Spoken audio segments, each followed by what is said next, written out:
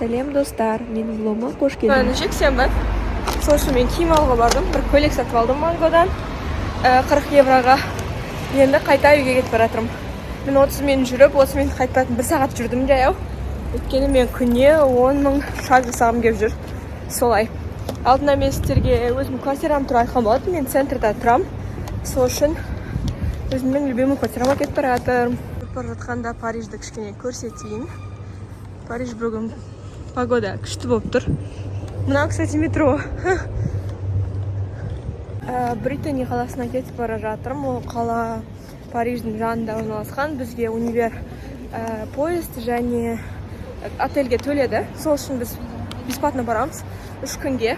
Мен ол туралы вообще ұмытып кеткенмін. Сол үшін мен бүгін киімдерімді жинап үлгеру керекпін және заттарымды жинап. Соған дайындалайын деп кетіп бара жатырмын. И ертеңгі күні соны сториста, наверное, көрсетемін. Кездерде тамақ ішетін жерлер осындай болып отырады. Байқасаңыздар, адамдар лаптопта немесе телефонда отырмайды. Себебі запрещенка. Адамдар просто осылай.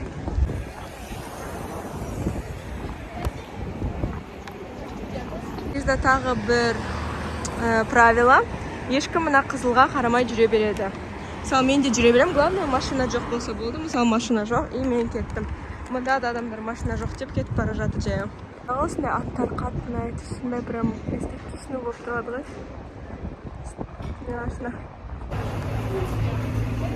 Рынок деп атайды осындайларды ше. Наверное, потому что похоже немножко.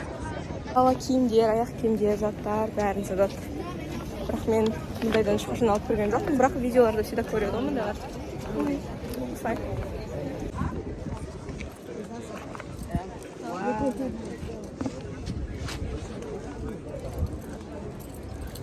Көрген жоқ. Компьютер сатып жатыр адамдар. Осындай вот. Барамын деп шештім. Себебі өзіме футболка алғым келіп тұр, ақ. И сол жақта ең арзан футболкалар бар. И топ, чтобы үстінен астынан киетін. Метрошка.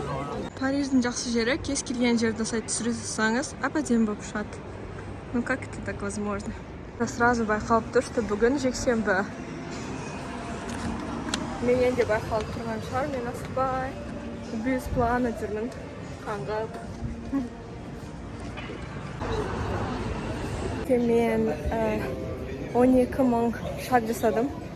Бұл өте көп. Мен шашы кеттім ұш. Үйге барам да қазір. Жадамын. Уже үйге келдім. Үйге келіп посуданы жудым. Кішкене жинадым. Кітапты бітірдім, кстати. 40 Rules of Love деген жаңа кітапты бастайын деп тұрмын. Бардаққа қарамай қойсаңыздар болады. Бұл менің Wi-Fi-ым, жасауға біреу келу керек. Видео осымен бітіреміз. Менімен бірге Парижда бір күнді өткізгендеріңізге рахмет. Кездескенше.